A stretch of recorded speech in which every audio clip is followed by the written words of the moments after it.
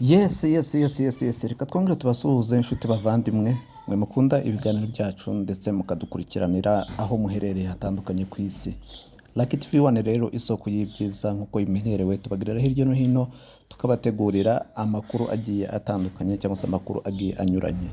Uyu munsi rero nk'uko bigaragara ku mashusho yacu twabagereye mu gihugu cya Canada.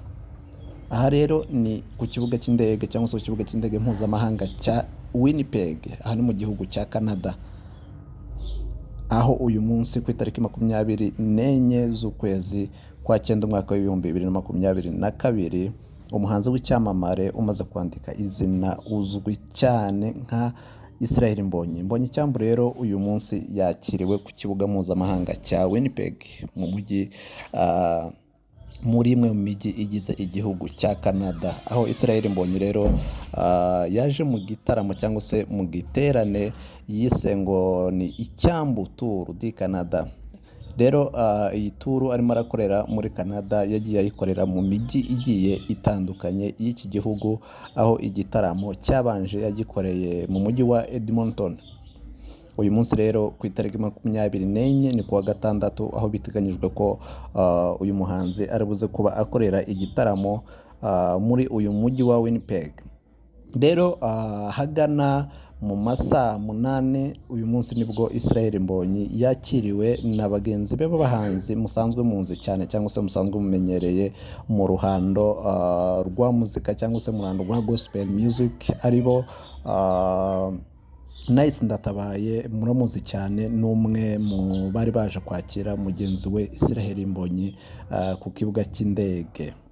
Uyu nguyu rero Nice Ndatabaye n'ubundi akaba ateganyijwe ko ari umwe mu bahanzi n'ubundi bari kuri afishe y'ibitaramo bya Israel Mbonyi muri uyu mujyi, akaba ari umwe n'ubundi mu bahanzi bari buze kuba baperforminga uyu munsi mu gitaramo Israel Mbonyi ari buze gukorera muri uyu mujyi. Israel Mbonyi rero umaze kwandika izina ridasanzwe haba muri Afurika, hanze ya Afurika ndetse ku migabane yose igize uyu mubumbe wacu.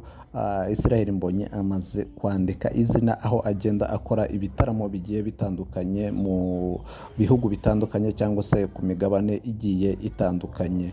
Uyu musore rero umaze kumenwa cyangwa se umaze kuba ikimenya bose, iyi tour di Canada yayise ngo ni icyambu tour. Icyambu rero akaba ari imwe mu ndirimbo ze cyangwa se ikaba ari imwe mu ndirimbo yitiriye albumu ye. Israel Mbonyi yakiriwe n'abantu benshi bagiye batandukanye, harimo n'uyu mukobwa witwa ngo ni Senga. Uyu mukobwa Senga rero nawe akaba ari umwe mu baririmbyi baririmba indirimbo za gospel songs, nawe akaba ari umukobwa ukorera mu gihugu cya Canada, aho aririmba indirimbo za gospel zigiye zitandukanye. Nawe n'umukobwa umaze kwandika izina cyangwa se n'umumama umaze kwandika izina muri music cyangwa se muri gospel music. Nkuko bigaragara ku mashusho yacu, Israel Mbonyi ku kibuga cy'indege yakiriwe n'abantu bagiye batandukanye, protocol irimo abasore b'abakobwa ndetse n'abasore b'abahungu, aho ku mipira yabo y'imikara yanditsweho ngo icyambu tour. Bikaba biteganyijwe ko rero kuri uyu mugoroba Israel Mbonyi akaba aribwo ari buze gukora igitaramo cye muri uyu mujyi. Ndetse aba bantu mwagiye mubona ahangaha baje kumutega kuri iki kibuga cy'indege barimo Nice Ndatabaye ndetse n'uriya mukobwa witwa ngo ni Senga, bakaba ari bamwe mu bantu bari kuri afishe ya Israel Mbonyi bari buze n'ubundi kuba bahabwa umwanya wo guperforminga cyangwa se bari buze kuba bahabwa umwanya wo kuririmba muri iki giterane cyangwa se muri iki gitaramo cya Israel Mbonyi. Israel Mbonyi rero waje muri iki gihugu aje gukora ibitaramo bigiye bitandukanye, ntabwo ari muri uyu mujyi gusa azabikorera kuko amaze gukora igitaramo kimwe muri uyu mujyi wa Canada. Uyu akaba ari umujyi wa kabiri agiye gukoramo igitaramo, n'ubundi akaba akomeje no gukora ibitaramo azagenda akorera mu mijyi igiye itandukanye igize iki gihugu. Bigaragara ko rero Israel Mbonyi ni ibintu yateguye cyangwa se ni ibintu mu by'ukuri bizitabirwa n'abantu benshi cyane ko uyu musore ari umwe mu basore bakunzwe cyane, haba abato, abakuru, abasaza, abakecuru. Ni abantu bakunda ndetse bumva cyane indirimbo za Israel Mbonyi rero nk'uko mubibona ku mashusho yacu, yagiye yakirwa n'abaprotokole be. Urabona ko bamuteguriye imodoka nziza cyane agiye kuba agendamo ajya aho bamuteguriye kuba aruhukira mbere y'uko ibitaramo bye biri buze kuba bitangira. Icyo turi buze gukora guys, inshuti bavandimwe bakunze mukurikirana Lucky TV 1, nuko turi buze kuba dukurikirana 5 kuri 5 ibiri buze kuba biri kubera muri iki gihugu, cyangwa se ribuze kuba bibera muri uyu mujyi wa Winnipeg aho Israel Mbonyi agiye gukorera igitaramo.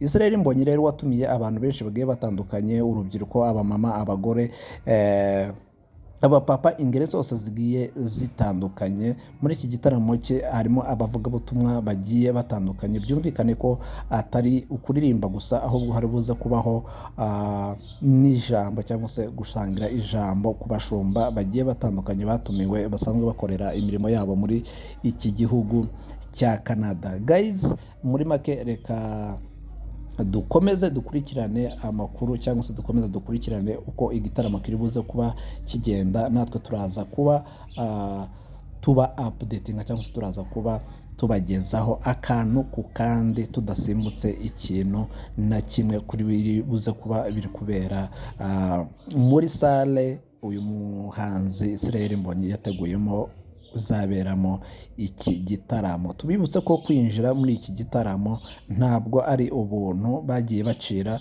amafaranga, cyangwa se amafaranga yo kwinjira bitewe n'imyanya yo kwicaramo VIP y'amadolari guhera kuri za 50. Abato n'abakuru bafite ikigero cy'amafaranga bagiye bacirwa kwinjira muri iki gitaramo. Guys, ngayo nguko rero yo niyo makuru tubashije kumenya arimo kubera mu gihugu cya Canada. Turakomeza tubakurikiranire uko biri buze kuba bigenda, cyangwa se uko igitaramo kiri buze kuba kigenda, tuze kuba tuba updatinga. Icyo ugomba gukora gusa wowe umuntu ukurikirana ibiganiro byacu utarakora subscribe, guys, ntacyo bitwaye, kora subscribe ukanda notification kugira ngo ibiganiro byacu byiza nk'ibi ngibi ntibikazajye bigucika, ujye uba uwa mbere mu kubona ibiganiro byacu. Ngewe wabagezagaho iki kiganiro, amazina yanjye nitwa Lucky TV 1, isoko y'ibyiza, wa wundi mutuma akabatumikira. Guys, komeza ubane natwe kandi ukomeze udushigikire, ukora comment,